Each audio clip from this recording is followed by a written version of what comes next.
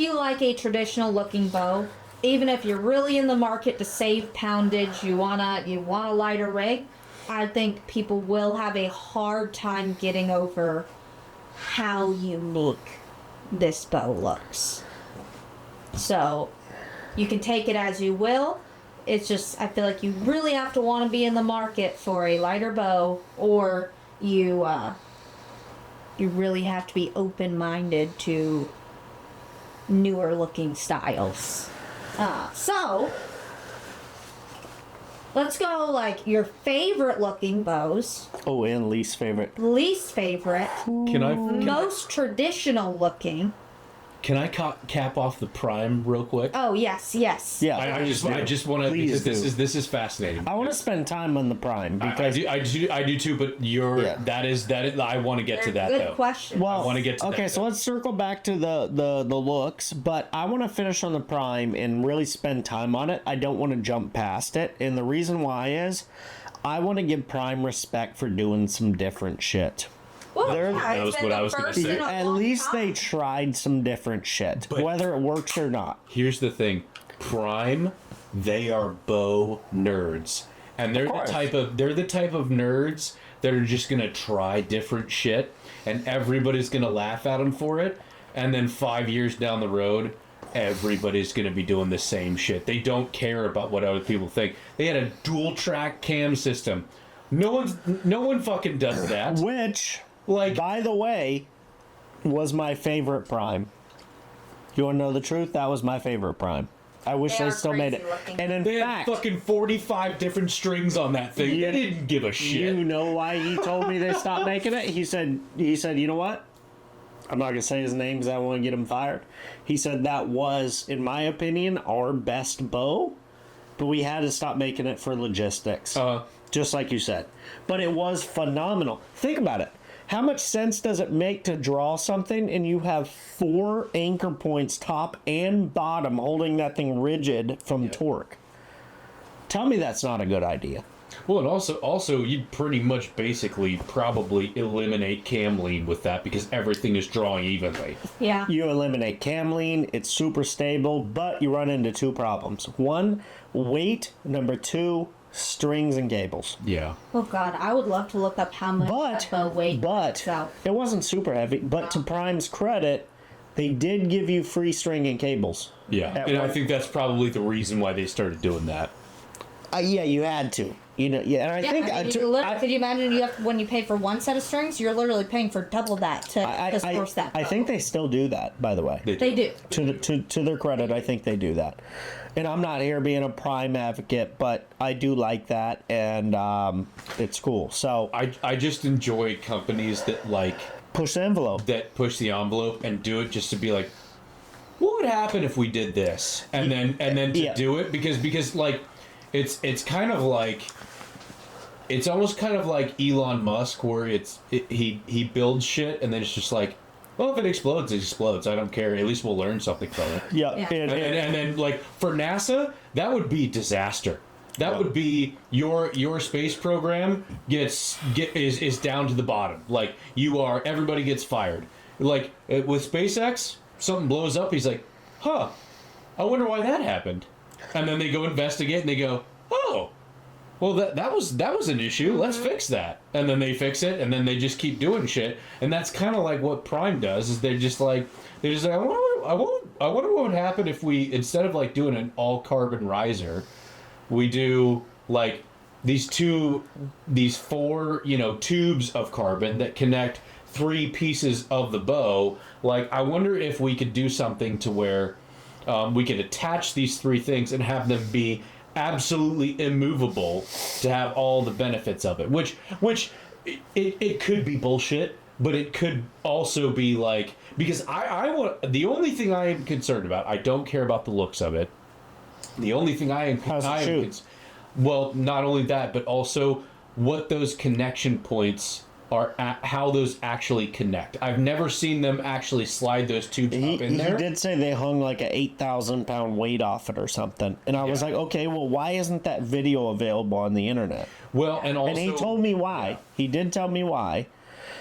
Basically, it's because they don't want someone to go try it themselves. And I'm like, well, honestly, if I was a consumer, which I'm kind of not a consumer, so I can't really put myself in that category, but like most of my life I've been a consumer, that would move the needle for me. Like if I can watch a video of you doing the test, that would help me be like, oh my God, I buy into that, you know? Kind of like when Hoyt used to do those videos of them dry firing a bow 1,000 times, and it was still fine. Like that's kind of what I mean. But as far as brands swinging for the fences in archery, I can think of 3 times recently that's happened. When I say recently, I'm talking probably 20 years. I can think of Matthews doing the solo cam. That was like pretty big at the time. I can think of Bowtech doing the magnesium riser on the Honor. And I can think of Prime's new rig. Other than that, I can't really think of too many times a brand really swung for the fence with something just different. Because when the Honor came out, I didn't know. I had no inside information that it was coming out. None. But I saw it and I go, magnesium or whatever it is. Like, okay, like that's some different shit. You know? It's a metal bow that's a pound lighter. Yeah. You've piqued my interest, right? And I felt like when Matthews came out with the solo cam way back in the day, because that was like a tech innovation like a long time ago, everyone had dual cams at the time. They didn't have binary cams. They had either cam and a half or dual cams. They came out with a solo cam and a wheel on the top. And it was like, interesting. Like, that's different, you know? And they've gone away from it now over time because technology's moved to binary cams on everything. And then this Prime thing. Prime and Bowtech did it the most recent, but both of those piqued my interest to a very high level. And Bowtech only did the magnesium for like a specialty bow, like a one-off. Which I think they should start making all of their bows out. I think... I'm hoping, like if it's a pound lighter, that's what I'm hoping. Invest in it. That's what I'm hoping, because I just got this bow, so if that thing does come out, invest in it. I think magnesium, or I'm not even sure it's magnesium, but it's some metal like that. I believe it is magnesium. That's, I think, a beautiful direction to go. Like, I think it's a risk worth taking. I think that's something people would buy into. But yeah, those are the only 3 times I can think of a brand moving the needle, and I wish I could throw everyone a bone, but I can't think of a time PSC's really like done something crazy in the past 20 years other than making a really good carbon bow. But that should be... Same with Hoyt. Like, I mean, Hoyt makes fantastic bows, but I can't think of a time where they did something that like completely blew my socks off, that I was like, oh shit, that's some new shit.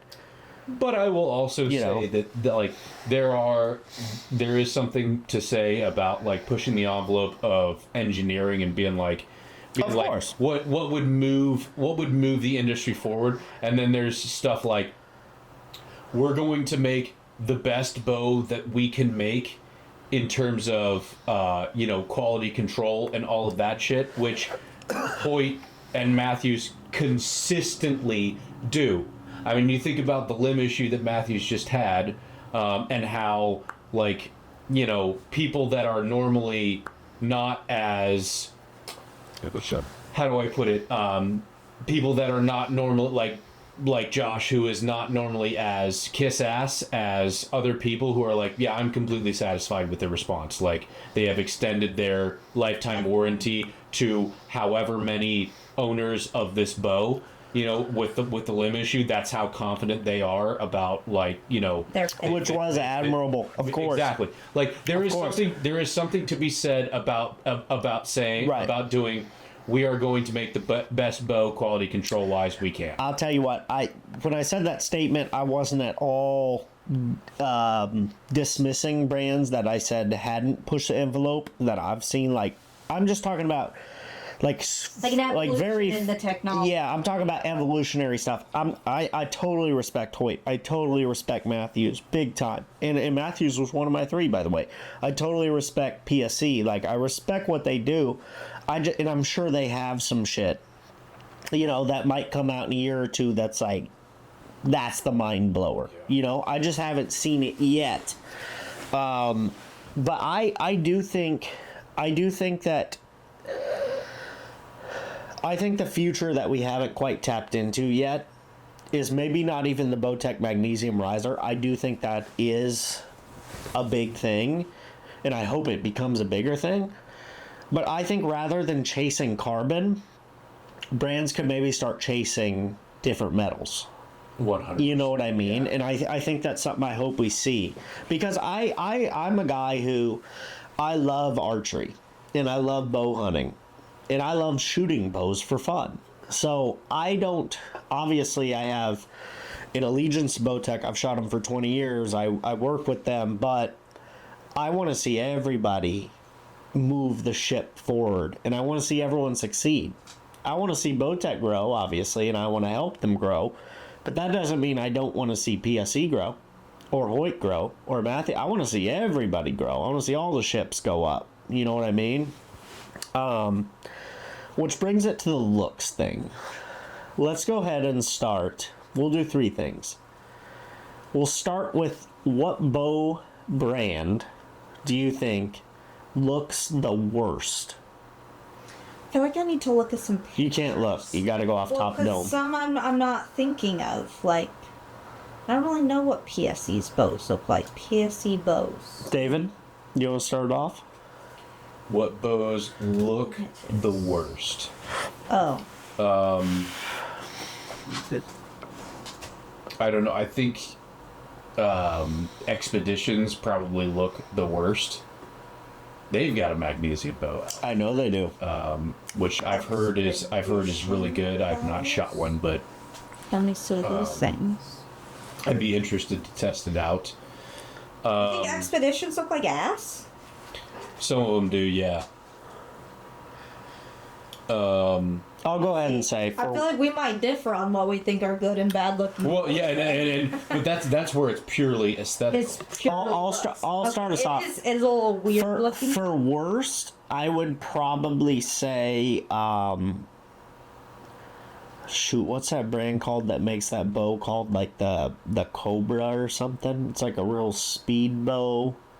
Oh, You know what I'm talking about? It's like named after. No, Black Mamba. The Black Mamba. no, The Black Mamba. I didn't know how It's far not down bad. you wanted to go. No, you could but- talk any brand you want, but the Black Mamba is crazy with those hooks Yeah. coming in, and Yeah. it looks like a fish hook. Yeah, the it's thing got, like, crazy. a handle for the bow. It's got That's the like a handle. one-off, right? That's No, like the no, only that one. no, that's a full bow brand, but Black Mamba.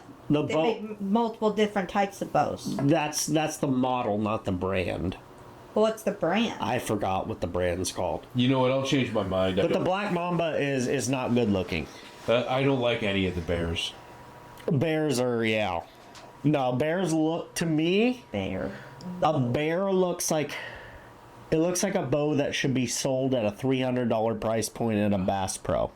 Which they are. to be fair, a lot of them are. And I would agree with that. Yeah, that's a. I'll be honest, when I shot, so Josh and I did a blindfolded bow test, right? And we did one with a glove where you couldn't do anything other than draw the bow and shoot it. All the brands felt the same, other than the bear, and it felt like dog ass. It felt that's so trash. I just got to be honest. I'm not trying to bury bear, but it was not good. So the aesthetics aren't good. I think the bow feels not great. They've been bought by a big conglomerate that. I'm definitely below my chances of ever having a bear sponsorship, but I'm locked in with Bowtech for the next 20, baby. So we're good. But okay. So are you agreeing with Black Mamba for the worst? Or you said bear? Probably. You said bear. And yeah. So I'm Black Mamba. You're bear. Brianna, what are you going? So I do agree. Those are ass. They are. I know she's looking at. Oh no. But I have it's called a preference for which will lead to maybe the next your fave, which I think is, what do you think is the most traditional looking? Now, when I say traditional, I don't mean like a trad bow. Looks most like a trad. I mean like just an old school compound, What speaks those vibes? I think bow tech, though evolutionized into the newest technology that bows have, like all other brands, have kept that traditional look within their riser. And I think the riser kind of is what gives it away for a traditional look. So because of that, my least favorite looking bows are bows like this PSE here and some or most Hoyt bows. I hate solid riser bows. Solid riser? Let me show you what I'm talking about. Here's a PSE, for example. Like without cutout. Well, that's the carbon one. That's the carbon. I'm not a fan. I'm not a fan. Yeah, the one that looks like a boat. Okay, we're not talking about color. That thing does it does look like a canoe stick. It looks like a boat oar. It does. Hoyt example. But you know what's funny? I shit you not. Same thing with Hoyt. Like very few cutouts. I don't like the RX7. So she does. I'm not a fan. I shit you not. I actually like the boat oar PSE. Like I think that looks sick. Coming up right next to Hoyt with their non-cutouts is PSE with their non-cutouts. Yeah. And they're listed all the ass ones. Okay. Your phone listens to you. We say bear and so up a friend. Brianna's going the PSE carbon. Yes. So we got bear, Black Mamba, PSE carbon. Yeah. Okay, now I want to go your most mid bow. Just like it's mid. It's in the middle, looks wise. It's not blowing your dick off, but it's like a Nissan Altima. It's just right in the middle. What's your Nissan Altima bow?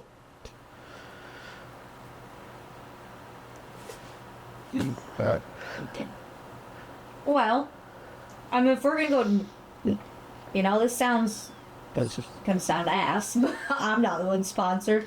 I love them because I love a traditional looking bow. I think like mid looking, like they're not sleek. There's not like a uniqueness to it. There's not like something completely different they've done to their riser than all other companies. It's gonna be the Bowtech. It's just very universal, like it's very simple, I guess. Like that'd be my opinion. I actually fully agree with that. You agree? There is not a bow that like makes my dick hard, but there is also not a bow that I look at and go, that's super ugly. It's just like very, very. It's a solid. They are all solid, like 8 out of 10s, and it's just like to me the best looking. So bow they're all one drink girls. So exactly, yeah. To me the best looking bow that Bowtech has come out with, and again this is personally aesthetic preference, is the SS34.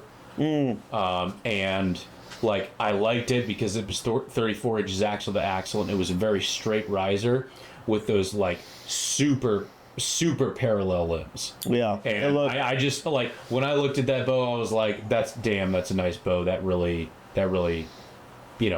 gets me right here. So I think for me on the mid tier, I would go Matthews, and I think it's because a lot of their line to me looks like the SS34, and to me the SS34 was the most like plain looking Bowtech, right?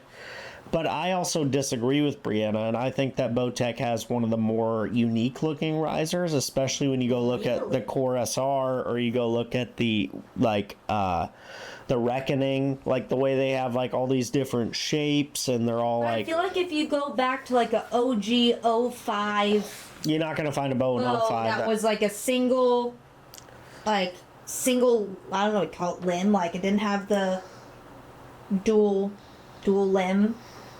Like they still look like that. Huh? Like an 05 OG bow. What did their risers look like? Not like your Core SR, in my opinion. Like, I think the Core SR, like how they have, Maybe a like, bow from, like, they're big 2000. up top and then, like, taper to the middle and they're big on the bottom. Same with how the Maybe Reckoning. like a 2005 bow. Look up like the 2005. look up like the Matthews Q2. I don't like the look of Matthews until they got to the. Yeah, see, this The reminds VXR. me. This reminds me. Let me see the of Q2. Let me see this thing. I mean, how is that not that? You know, These one. This that is that. this is one of the more basic looking risers. Look at that one. Look at these holes right here. What are these 3 holes? Yeah. Let me Those see. were a lot thicker. They're for sure, Yeah. but I mean, a Q2. Look at Uno Dos Tres in the and the shape of them. Look at You're gonna my have to put. bow. You're gonna have to put One, what she's two, looking at up on three. the screen. I know. I know. I know. It's I identical. am. This is gonna take It's some editing. identical. So let's go ahead and talk now. I want to talk sleek then, No. because I Sleek. think that Matthew's Sleek? lift is the sleekest. I freaking hated drawing the bow. I don't know why everybody's so hard on this thing, because I personally am not a fan. Well, But I think they're sleek with how straight the riser is. It's just so. I The, don't like that. the Matthews lift draws just like the Bowtech Core SR in performance. Well, then I am never switching my Bowtech Core SR. That's to I'm performance telling you, because it was I'm garbage. telling you, I've shot them both back to That back. thing was like, It's a rough draw. boom, like, oh, it was just Because horrible. the Core SR draws butter and comfort, but when you switch it to performance, it's pretty harsh, and that is how the lift felt to me. I will pass Right. on that experience Right. all day long. Now, okay. But sleekness, I'm only talking about aesthetics here. I'm not talking about the draw of the bow, because I would never pick that bow for shooting. But I mean, like, I've never seen a riser so straight on any bow. You're asking for us to give our Your sleekness. what's your sleekest looking bow? You pulled it up a minute ago. For me, it's the PSE that looks like a bow door. Oh, I think that's a slick looking bow. see, I think that's ugly as sin. Those PSE carbon bows That's are the one bow that you look on a picture on your phone and you're like, that's the ugliest thing I've ever seen. And then you actually look at it in person, you're like, damn, that looks good. Yep. It's Yeah, it's very maybe I'd have weird. to, like, It's I very think it's a weird. good looking rig. I really do. It's very weird. Now let's go ahead and go to our best choice, and let me go ahead and say. I'll tell you this though, like, there's a reason why the new Lift X is not very well drawing, because 2 years ago when the Phase 4 came out, it was the best drawing bow, you know, and it was super, like, no vibration, super quiet, all of that. And then your boy MFJJ came out with a whole bunch of videos where a bunch of those bow companies got caught with Slow bows. their speed bows, Lying. you know, lying 23 feet per second under what they were doing. And then all of a sudden, the next year came around, and those bows got a little bit harder to draw back. Do you want to know which bow got caught the worst and Which made the one? change? It's actually probably my favorite bow of all time. The Bowtech SR 350. The IBO was 350. Oh, I think yeah. I want to say it was 331 when he tested it. I mean, it was way shy. Yeah. And that was what started the big change. And it's ironic because it still was the fastest bow he tested, I believe, that year. It was just way shy of what they said. But everybody It was. negated it because it was Everybody so short. But I shit you not. I shit you not. Pops up when I look up the core or the Lift X bow. Good old MFJJ. Tim Connor. Oh, Tim Connor. But Right at the top. But I shit you not. I think that that was maybe one of the best bows I've ever shot. Was the bow that started that. Yeah. You know, but let's go ahead and go best looking. I'll go ahead and start. Of course, any Bowtech.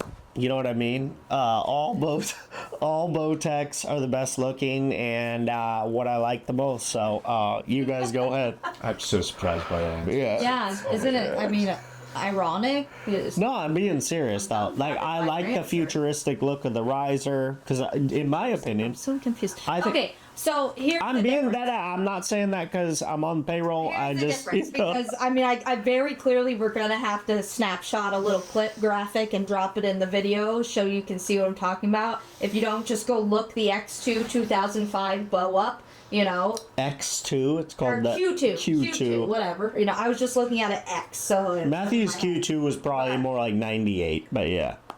that bow looks, I mean, holes and all, identical to my Core SR right here. No, it does not.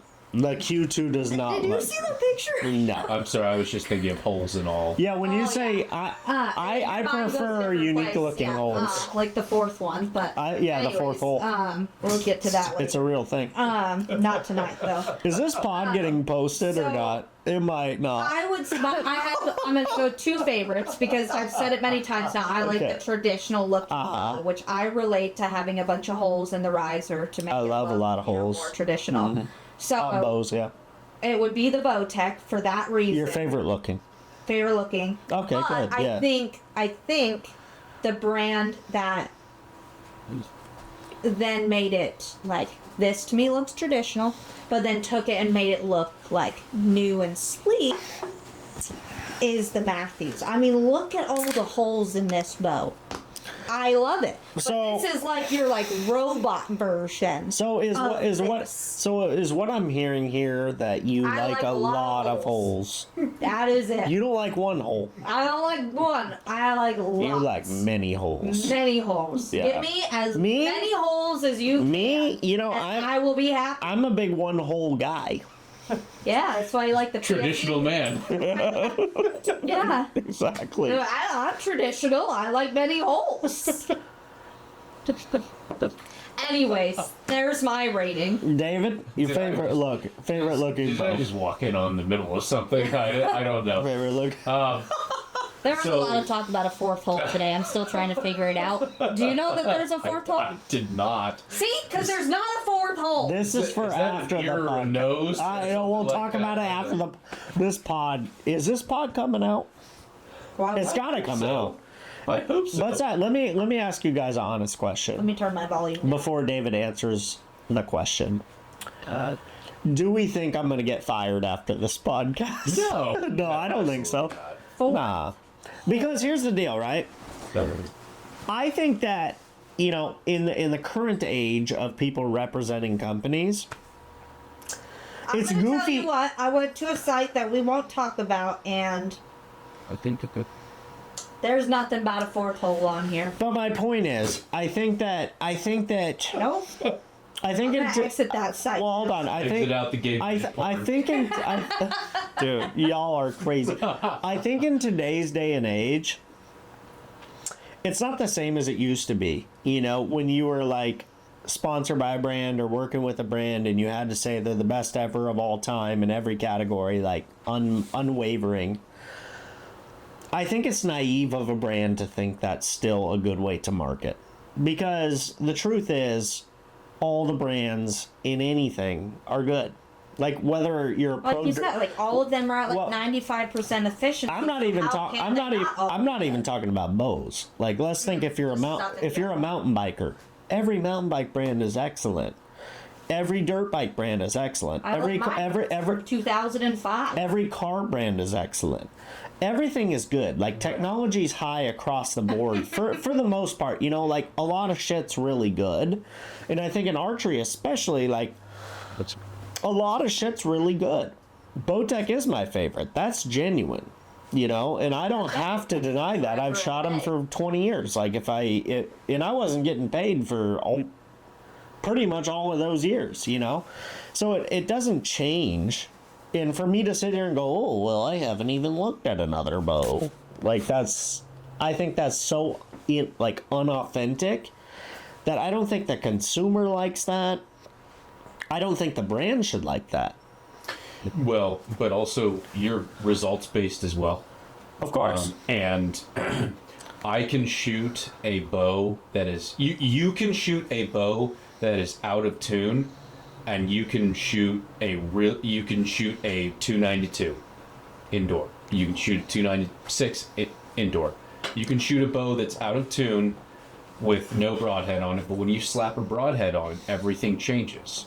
And what you see with a Bowtech that now everybody has basically prioritized, that Bowtech did 5 years ago, is like, hey, you want an easy way to tune your bow to where you are shooting your broadheads just the same as you're shooting your field points, which when you are going on a hunt, that fucking matters, dude. It really to be able to quickly and precisely tune your bow to where your broadhead is shooting exactly the way you want it when you want it on a hunt. That's not something to sniff at. That is not a gimmick. That is, and to have it as easy as that is right there, that is not something that should be overlooked, and that is not something that you can overlook and say, like, a lot of people will buy Bowtech just for that feature. Because I'll tell you what, right now, I made sure that I had a hunt that fell through 2 weeks ago on private land. Nice. I had my Elite tuned for the last 2 months. It was good to go. Okay? Not everyone is like that. And I bought my bow, 3 months ago? I had it tuned for 2 full months before my hunt. A lot of people come in and say and try to tune their bow 2 days before their hunt. Facts. So if you've got a Bowtech and you're shooting your broadhead and it's not can't right, just get it going. You can you don't need a bow press. Nope. Regular tools, and you can tune that thing to where you're shooting 50. It doesn't matter, 50 yards, whatever. That is very, very, very attractive to a lot more people than just you and me. Dude, a Bowtech, you can do everything from holding weight to timing to grip angle to cam lean, everything, all without a press. The only thing you need a press for is to put a peep in. That's it. And that doesn't mean a ton to me because I don't work on my own bows, but guess what? I do travel a lot to hunt. I'm about to fly to South Africa and hunt. Guess what? If I go all the way out there, if my timing's a little out or my cams are a little off, all I need is an Allen wrench and I can get it back perfect in less than 10 minutes. You bring up a good point, because in Yuma, where I am located, this is why I like Bowtech. In Yuma, where I am one of the located, reasons. In the summertime, it is 115 degrees regularly. I can go up to Flagstaff Your tune's going to be 6 different. hours, Guaranteed. and it is going to be 71 degrees as the high. All of those screws in there are going to back out. Sit. I guarantee it. I've had it happen every single year that I've gone to Flagstaff for hike to hunt. A bunch of screws back out. You need to retighten them, and guess what? Your tune's all different. Your point of impact is different. To have something where you can tune it on the fly with a regular Allen wrench, like, people find that attractive. There's a whole bunch more people that find functionality and ease of tuning to be vastly more important to them than looks. Well, I think 100%. because a lot of people are choosing, and not just out of like necessity because they're not close to a shop, like, I mean, you call it YouTube University, like, so many people are going to the internet to learn now that it's like they want to work on their stuff on their own at home. Like, they want to be able to do it themselves. So there's literally no better bow out there to do that with than that's not even because James gets paid, because I certainly don't get paid by Bowtech. But Bowtech is the only one you can do that much on. Yeah. You know, and other brands are starting to catch up with things like Matthew's new stuff this year or whatever, but like, Yeah, I want but to drop myself in the middle of the woods and I know I'm nowhere near a shop. I can do anything I need to shy of, oh, my peak fell out. Why did that happen, So it's just like, I don't think you could ask for a better, like, all-purpose, I guess, all useful. Like, user-friendly bow than Bowtex, and I think it's the perfect bow for like this generation of young people who very clearly. What is that? I hope you crash Zoob on that face you just made, because it was something. All right. But anyways, David. they love to work on the stuff themselves. David, Sweet. best looking bow, hit me with it. Best looking bow. Yeah, the last one, last of the Mohicans. Have you ever seen that movie? Very sad movie. Very sad book. Great fucking movie. It's sad though. The soundtrack. You actually is read the book? amazing. Oh my god, it's so Or sad. did you just read the Cliff Notes and watch them? That's not important. We don't need to talk about my scholastics. I'm not successful off my scholastics. The fact that you call them scholastics is evident. I want to hear what the man has to say. If I'm going to go, it's a tie between any of the last 3 years worth of Matthews and my Elite Exalt. I like very straight risered bows as aesthetics and with very parallel limbs. That's why you like the SS-34? Yes, correct. Yeah. The SS-34 is not far behind that. I like it, and You like, exactly. yeah. That's what looks best to me. That's not necessarily what I shoot the best, and that's not necessarily what is the best performance wise. But I would say that looks aesthetically more pleasing to me than any other type of bow. So my Exalt is one of the most beautiful bows I've ever seen. It's a good looking rig. It's a great looking rig. All right, well, And we switched them. What's But I What mean, do you- what do you- your proven is basically it's the same shit as the It's the same SS-34, shit, but yeah. all the new tech though. yeah. Yeah, so it's got great time lock, grip lock over the SS-34. It's also a lot faster if you shoot the standard cam. But I'm curious this. You're obviously a big part of the 3D shoots and the range out there in Yuma. And you've also come to Bow Disciples 1 and 2. Uh-huh. You went to both. We signed the deal and we're doing Bow Disciples 3. Yes. Right? Do you think... Because I don't know if you would agree. Would you say there was a big jump in quality from number 1 to number 2? Bow Disciples Challenge? In what? Just overall. So Like production-wise. so the we had a discussion after Bow Disciples 1, and we decided that it already was more organized and more well thought out than Hike to Hunt, which is a competitor to TAC. So we were like, well, we'd rather come to Bow Disciples than Hike to Hunt in terms of Right. all of that stuff. In terms of targets and like you're going to a target and then the way it's set up, we were like, trails, this is freaking great. The thing that you really improved on, you guys really improved on, was everything around it. So you had a concert this time. You had events and activities like on the practice range where you've got a metal target and you've got you've got to do a competition for that and stuff like that.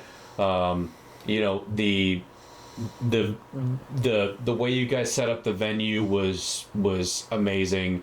Like in terms of your jump from 1 to 2, you just had a whole lot more for everybody to do, and you had a reason to stick around at night because you had the concert, which was fucking amazing. Yeah. And then you Jack had did it, the live podcast, which also there was, I mean, everybody there was watching. So. Which I hope that comes out.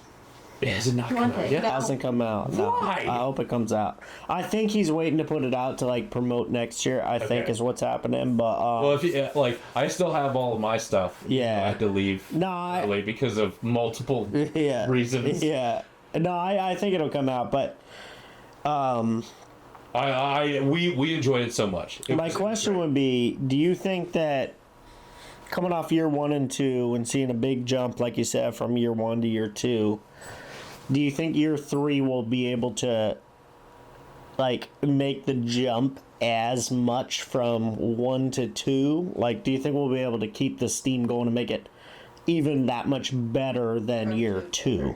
So I think your challenge is not going to be adding features and stuff like that. It's going to be able to your jump this year is probably, you should probably focus on handling more people at once.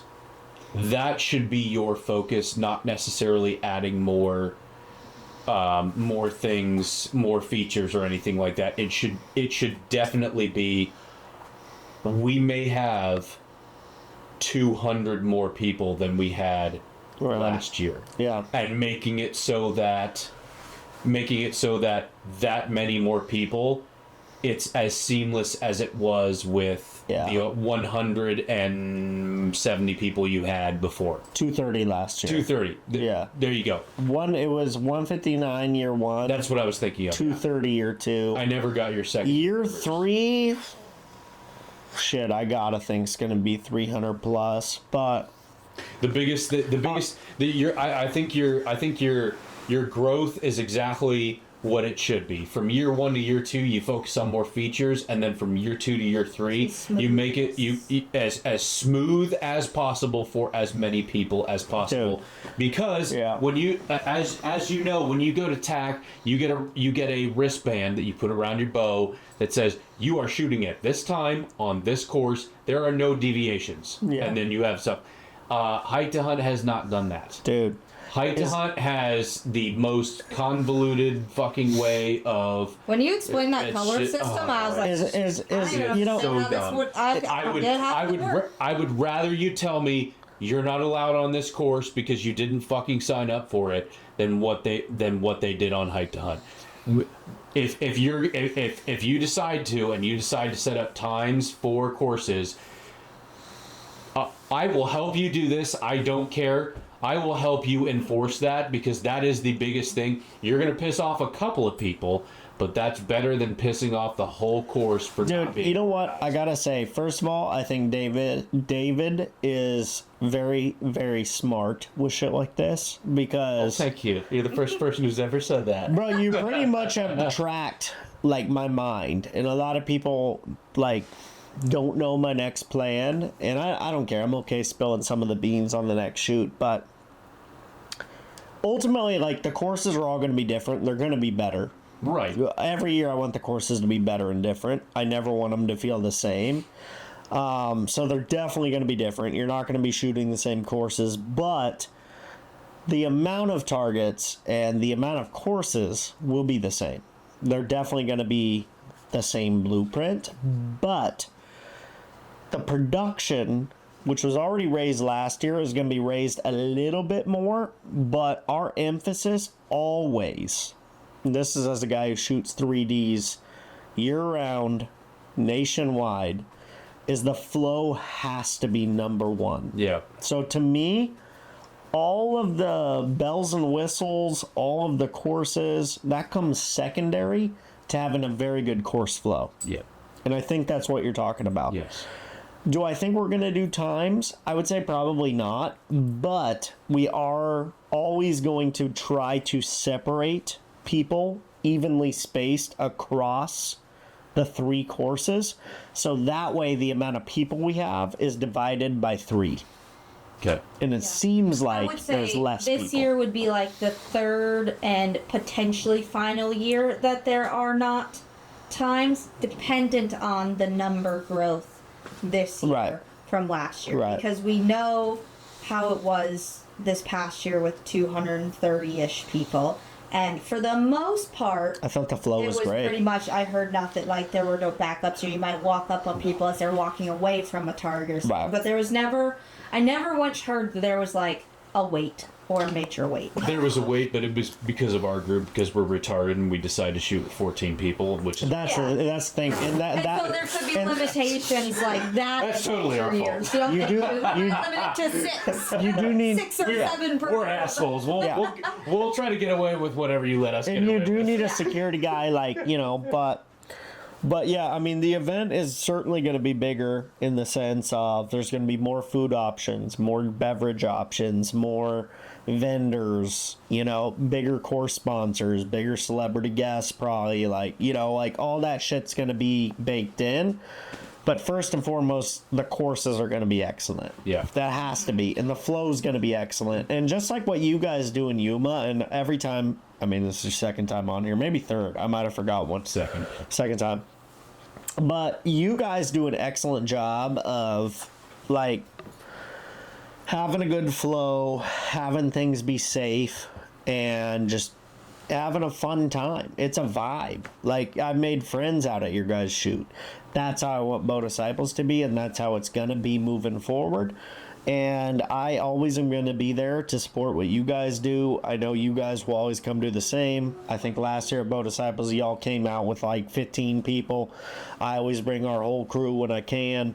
And it's dope. The crazy thing is that, like, you know, I didn't start shooting 3D until I got down to Yuma, and of course all of our courses are like completely and totally safe.